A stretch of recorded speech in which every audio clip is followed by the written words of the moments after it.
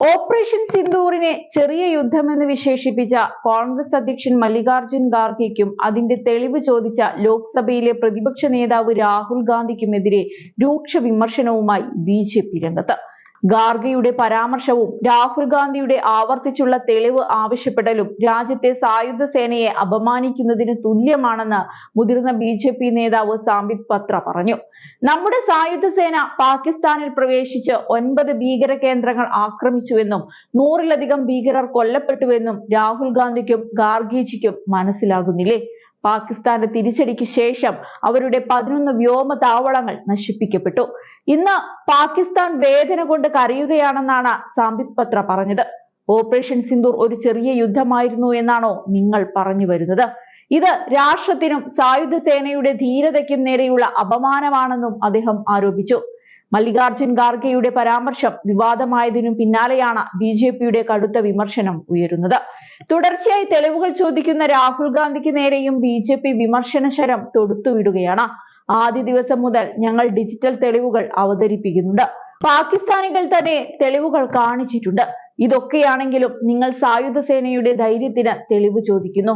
ഇതാണ് രാഹുൽ ഗാന്ധിയും അദ്ദേഹത്തിന്റെ നേതാക്കളും പാകിസ്ഥാനിൽ പോസ്റ്റർ ബോയ്സ് ആയി മാറിയതിന്റെ കാരണമെന്ന് പറഞ്ഞ് സാംബിത് പത്ര പരിഹസിച്ചു. ഭീകരവാദിയായ ഹാഫിസ് സയീദിന്റെ പ്രിയപ്പെട്ടവനാണ് രാഹുൽ ഗാന്ധി എന്നും അദ്ദേഹം പാകിസ്ഥാന് ഓക്സിജൻ നൽകുന്നുവെന്നും സാംബിത് പത്ര ആരോപിക്കുന്നുണ്ട്. ഓപ്പറേഷൻ സിന്ദൂറിനെ കുറിച്ച് ചർച്ച ചെയ്യാൻ സർക്കാർ പാർലമെന്റിന്റെ പ്രത്യേക സമ്മേളനം വിളിക്കണമെന്ന് രാഹുൽ ഗാന്ധിയും കോൺഗ്രസും ആവശ്യപ്പെട്ടിരുന്നു. പഹൽഗാം ആക്രമണത്തിന് ശേഷം സർക്കാർ സ്വീകരിക്കുന്ന ഏതൊരു നടപടിയിലും പ്രതിപക്ഷം ഉറച്ചു നിൽക്കുന്ന പിന്തുണ നൽകിയിരുന്നുവെങ്കിലും കർണാടകയിൽ നടന്ന ഒരു റാലിയിൽ സംസാരിച്ച കോൺഗ്രസ് മേധാവി മല്ലികാർജുൻ ഖാർഗെ ഓപ്പറേഷൻ സിന്ദൂറിനെ ചെറിയ യുദ്ധമെന്നാണ് വിശേഷിപ്പിച്ചത്.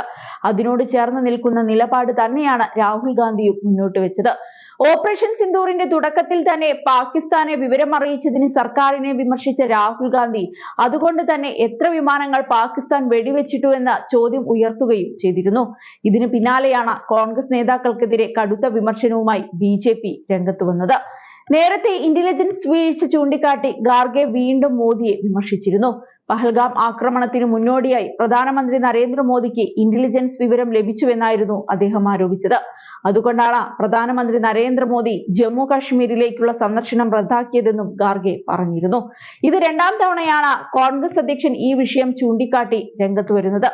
ആക്രമണം തടയുന്നതിൽ മോദി സർക്കാർ പരാജയപ്പെട്ടുവെന്നും ഖാർഗെ ചൂണ്ടിക്കാട്ടിയിരുന്നു. മേഖലയിലെ വിനോദസഞ്ചാരികൾക്ക് സുരക്ഷ ഒരുക്കുന്നതിൽ സർക്കാരിനുണ്ടായ പരാജയമാണ് 26 പേരുടെ ജീവൻ നഷ്ടമാവുന്നതിലേക്ക് നയിച്ചത്.